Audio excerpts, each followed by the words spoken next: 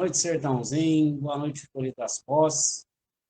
Estamos mais num momento nosso de alinhar algumas situações sobre políticas públicas da nossa cidade e de Folha das Posses. Nós vamos hoje, num formato diferente, falar com os senhores e as senhoras alguns aspectos históricos do contexto também da nossa cidade sobre a habitação, em alguns momentos chamado de moradia popular. O que é que nós vamos falar especificamente? Habitação de interesse popular. Resumido em HIS, sobre projetos realizados nesse ano. Como eles podem ser uma solução, ou pelo menos uma parte da solução para o déficit habitacional na estrutura que nós vivemos hoje. Habitação de interesse social, pessoal, em termos gerais, é aquela voltada para a população de baixa renda. As pessoas que não têm acesso à moradia formal e, às vezes, nem condições de contratar serviços de profissionais especializados da construção civil. É uma linha, nós chamamos de acessibilidade a programas de política pública de interesse coletivo. A habitação pode ser uma unidade familiar, mas ela é de interesse coletivo. Porque toda a base familiar, você tem que ter uma referência, um endereço, uma posição social.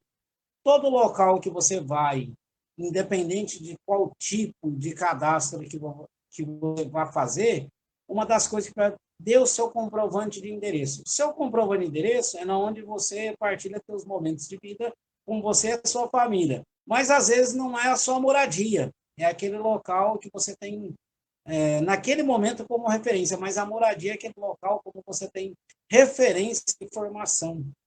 E essa estrutura tem que ser de uma habitação acessível e adequada em qualidade e localização. Qualidade, a maneira de construção, localização, às vezes, o que acontece nas políticas públicas em geral de habitação. São construídos, nós deixamos, às vezes, no meio da cidade, lotes urbanos, vagos, com pessoas fazendo especulação imobiliária. E às vezes, desapropriamos áreas fora do eixo central da cidade, fora, às vezes, da infraestrutura. Quando a gente fala em infraestrutura, é da área onde tem a escola, o posto de saúde, e, às vezes, até mesmo a rede de supermercado, a rede de atendimento geral. Então, quando nós falamos especificamente de habitação de interesse social, quando nós falamos de interesse social, é até isso. Você distancia, às vezes, do núcleo de formação dos municípios, as pessoas, através do quê? Colocando ela em localizações distantes, parecendo afastar problemas que são construídos pelas estruturas sociais em geral.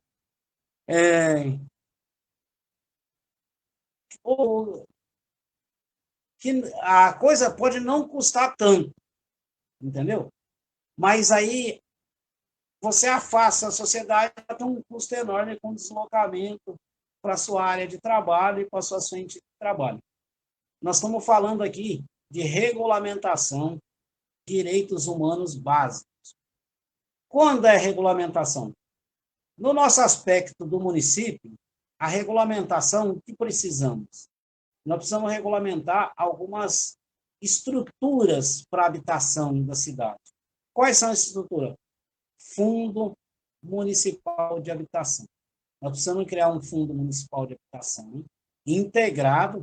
Quando a gente fala integrado, é de PPP, parcerias públicas e privadas. Qual é a situação? Precisa ter uma regulamentação, porque às vezes as empresas elas contratam, demandam mão de obra, e aí ela tem um quadro de funcionário que fica 10 anos trabalhando na empresa e tem o quê? Pagando aluguel. O que é pagar aluguel numa situação dessa? diminuir o poder aquisitivo da família. Por que diminuir o poder aquisitivo da família? Ela não tem seu ponto de referência, ela não consegue construir o seu patrimônio e gasta uma grande parte do seu salário pagando aluguel, para poder viver perto do trabalho, perto da onde tem as demandas, a acessibilidade aos pontos comerciais e não depende tanto do transporte coletivo, que acaba sendo também, quanto maior se expõe a cidade em proporções, nós temos um aspecto do transporte coletivo, que é a emissão de CO2, produção de carbonos, onde nós deterioramos ainda mais a camada de ozônio, onde nós elevamos a temperatura da cidade, e isso é o que nós vemos no sertãozinho vem acontecendo.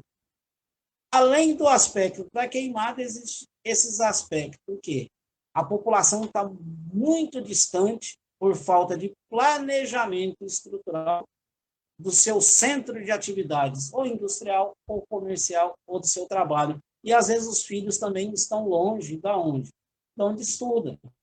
Essas integrações de planejamento, de estrutura, além de terem de ser contempladas num programa de governo, também tem que ser um objeto de legislação, aonde nós vemos o plano diretor, que são regulamentações que os municípios terão e deveriam seguir, e não simplesmente através de interesses econômicos. Dentro desse aspecto, nós temos uma visão seguinte: todo lote dentro do perímetro urbano que é usado para especulação, deve se adequar numa política que tem que passar pelo nosso legislativo do que? De imposto progressivo.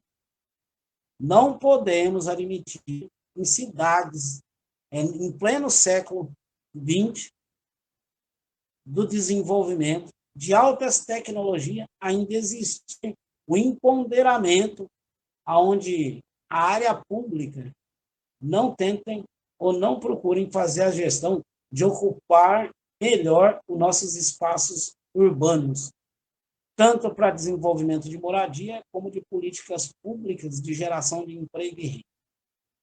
Essa regulamentação passa pela Câmara de Vereadores e nós, numa possível eventual gestão municipal, junto com o nosso grupo, nós vamos tentar fazer o que também que deve ser feito nas políticas públicas de habitação.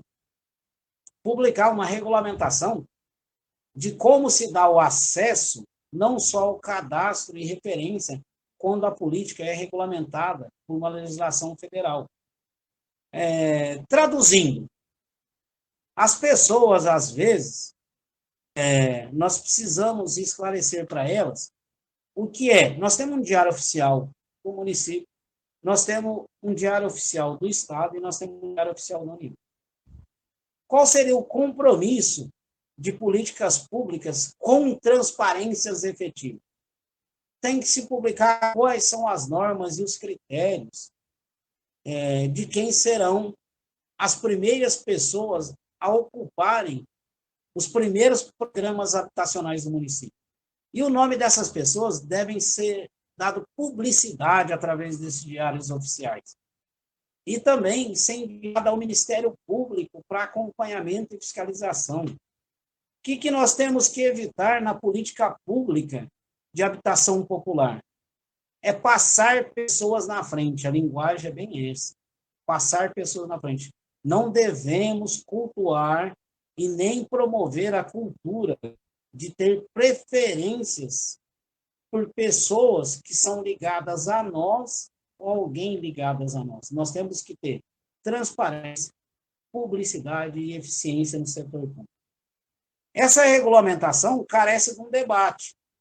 Obviamente que quem participa de gestão pública já tem vários modelos, parâmetros e conhecimento de quais seriam os indicadores: renda, sexo, quantidade de pessoas na família, tempo que trabalham no mesmo município, tempo que são eleitores desse município. Todos esses critérios são alguns dos critérios. que devem ser observados, mas existem outros mais profundos. O que é triste quando a gente fala em habitação popular?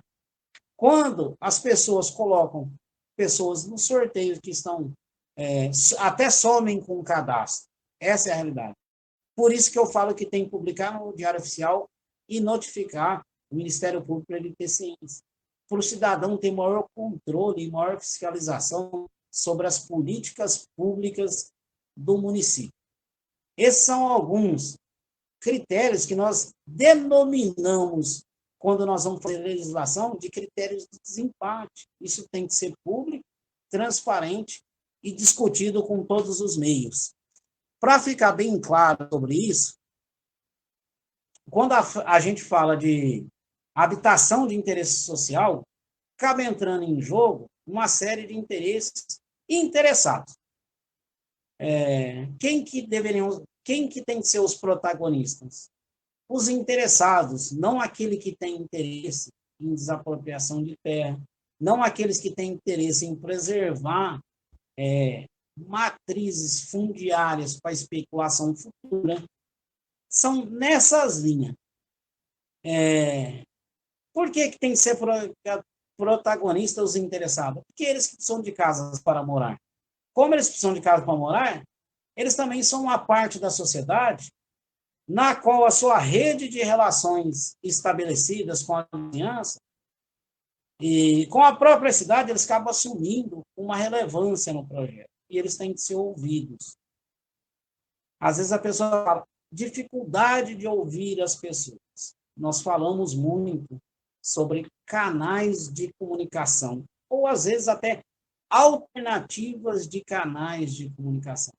O que são essas alternativas? São alternativas hoje, com a tecnologia que nós temos na mão, celular, onde nós estamos fazendo mais uma live, passando mais uma perspectiva e uma ideia sobre a organização de projetos. É esses meios de comunicação que têm que ser popularizados, e se eles estão popularizados, eles têm que serem feitos ferramentas de voz e participação das pessoas que têm os interesses maiores, que são as pessoas que devem ser os moradores e ocupação dos espaços públicos. Na ordem, numa visão patrimonialista, ou daquelas pessoas que conservam o poder e acreditam que ter um espaço de terra no centro da cidade ocupado é de interesse maior do que da sociedade, é por isso que nós temos hoje um vazio urbano na cidade. Esse vazio urbano, quando eu chamo de vazio urbano, não são só lotes. Existem casas vazias tentando ser comercializadas a valores que são fora do patamar do PIB até no município e da renda das pessoas. Qual o objetivo de uma terra e uma casa vazia? Ela não tem objetivo. Toda casa deve ser ocupada e deve ser ocupada por políticas públicas de interesse coletivo, onde aproxime a sociedade do seu bem-estar. Nesse aspecto, a sociedade tem que avaliar quais são os novos caminhos, quais são as novas propostas, quais são as novas ideias. Nós temos, historicamente, no Brasil, que vem desde o BNH. Os mais jovens não conhecem, mas é Banco Nacional de Habitação. Ele teve várias políticas nacionais implantadas e até o ano de 1986, ele ficou vinculado, ele era um órgão do governo federal, a partir do qual um banco público incorporou os funcionários do BNH e desenvolveu novos aspectos de política pública. Especificamente no estado de São Paulo, nós temos histórico, na década de 80, as COABs, Conjunto Habitacional. Os conjuntos habitacionais foram proliferados através hoje de chamados consórcios municipais, onde cada prefeitura tinha sua cota de participação, a sua responsabilidade, e quem tinha a cota de participação maior na sua região, que nem na Coab de Ribeirão Preto, era a cidade de Ribeirão Preto. Como ela tinha a cota maior, ela tinha o poder de decisão na onde seriam construídos os conjuntos habitacionais primeiro. Então, cada cidade ficou. Então, naquele momento, essas políticas públicas atendiam o interesse. E eles passaram a ser, causando discriminações em cidades com características menores, que naquela época era a característica da cidade de sertãozinho. Mesmo assim, foram construídos vários conjuntos habitacionais, Coab 1, Coab 2, Coab 3, Coab 4. A partir daí, houve uma crise de gestão no consórcio e algumas prefeituras inadimplentes, em algumas situações críticas, criaram o CDHU, Companhia de Desenvolvimento Habitacional. Qual que é a conexão de tudo isso histórica e do planejamento no município de habitação? Sempre faltou alguma coisa do conteúdo. Nesses históricos que eu estou te falando de Coab, CDHU, eu estou te falando de gestores públicos. Mas qual foi a participação efetiva da sociedade, daqueles municípios, em dizer quais seriam os melhores caminhos? Nenhum. Democracia, por princípio, existia dificuldade, que teria que se reunir, fazer secretariados e pautas. Hoje nós temos uma tecnologia que nós somos capazes de chegar à informação e com qualidade de informação mais rápidos aos gestores públicos, as pessoas que são as pessoas que estão à frente de apresentar quais seriam as políticas públicas municipais da área de habitação. Avançando um pouco, aí nós vamos entrar num campo bem profundo, que a partir de 2003, no governo do PT, o governo federal percebeu que não existia todo o planejamento estruturado de interesse da coletividade. O governo federal assumiu as políticas públicas habitacionais. Ele assumiu as políticas públicas habitacionais e, obviamente, quando você assume uma política maior de nível federal, a gente não consegue atender todas as causas específicas de cada cidade.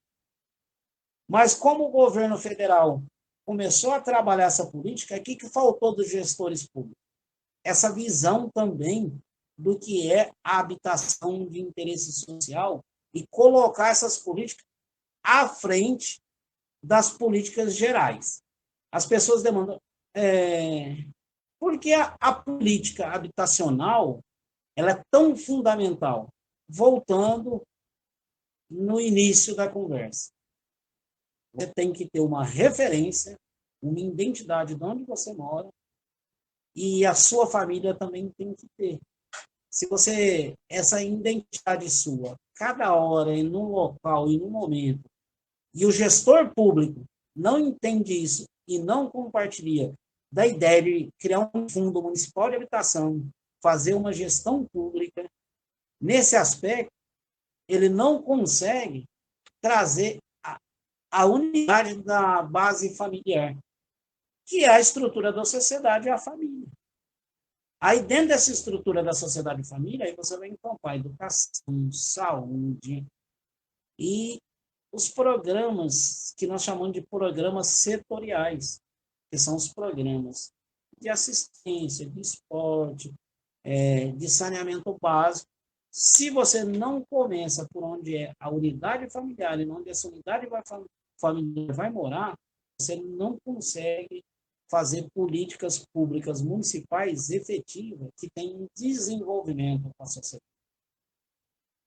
Partindo daí, nós agregamos algumas situações. Quais seriam essas situações?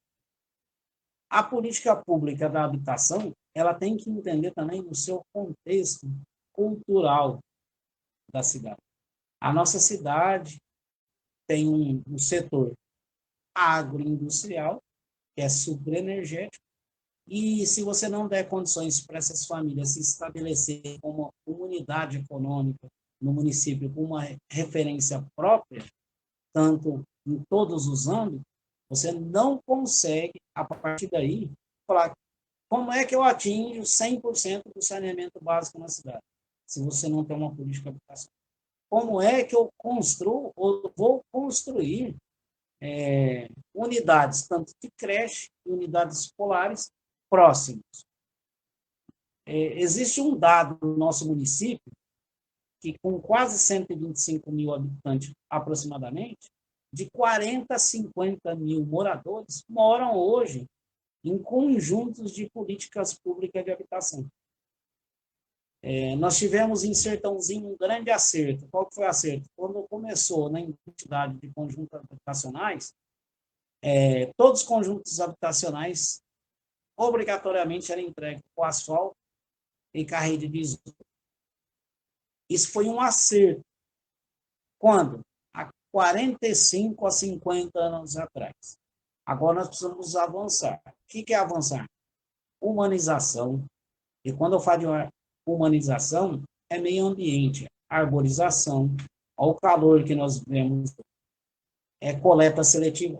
Nós temos um projeto, mas tem que avançar no aspecto daquele local, daquela região, por bairros. Se você tentar expandir, fazer uma coleta seletiva na cidade inteira, unicamente de uma vez, com um único propósito, você vai entender que alguns locais vão ter 70, outros 80, outros 90, e pode ter que algum ponto tenha 100% de adesão, mas também é conexo à política habitacional. Então, tem que ser privilegiada a política habitacional. E quando eu falo de política habitacional, nós vamos ter que indagar. Eu indaguei a questão do imposto progressivo, dos vazios urbanos da cidade, e também tem indagação assim, qual é a planta, os valores das plantas de IPTU da cidade. Esses valores também têm que ter uma característica própria, tanto de urbanização genérica, tanto de valorização do meio ambiente, tanto também de coleta seletiva. Então, a sociedade deve trabalhar com prêmio e benefício de acordo com a sua propriedade. O que é isso? Uma região que a comunidade adere 100% de coleta seletiva, se ela é programada para isso, se ela tem todo o planejamento e acompanhamento por índice do setor público, ela deve ser beneficiada no IPTU. E quando a gente fala de benefício, se levantarmos alguns dados aí do município, nós temos regiões privilegiadas que IPTU proporcionalmente, quantidade de metro construído, características muito importantes do perfil de acabamento, são disparitários das regiões e das condições de acesso que as pessoas... Nosso partido, nossa proposta, nossa mentalidade de candidatura está trabalhando e vislumbrando e colhendo as informações para apresentar futuramente quais são os melhores projetos de habitação popular. O que não é digno. Você não pode ter numa sociedade ou numa cidade que tenha característica, e às vezes até ser chamada, denominada de Califórnia brasileira em algumas épocas, você tem a quantidade de famílias que trabalham 5, 10, 15, 20 anos no município e ainda não foram contempladas com um programa habitacional. Desse modelo, nós podemos construir muitos, via mutirão, nós podemos construir via parceria com o governo federal, se esse governo federal tiver interesse em fazer políticas públicas para o município. E aí nós vamos estar julgando nesse ano qual é a política pública, qual o governo que fez políticas públicas efetivas para as classes que não têm total condição e total acesso às terras das suas cidades. Então, é um novo momento, uma nova estrutura. Vim aqui explanar num novo formato de live, para não tomar todo o tempo e ficar um debate enfático, uma troca de ideias e alinhar com vocês o seguinte: acreditem que quem tem conhecimento das estruturas, além histórica do Brasil, do Estado e da sua cidade, e tem um conhecimento técnico da legislação habitacional, e também tem um conhecimento que essas habitações podem gerar emprego e renda através da construção civil, e é o que muito emprega no nosso município, precisamos colocar pessoas preparadas que possam trazer para vocês, trazer todas essas informações em projetos reais, factíveis e de verdade para a sociedade. Essa é uma pauta e é um compromisso. Boa noite, obrigado, Sertãozinho, obrigado, Torres das Posses, e até o nosso próximo encontro.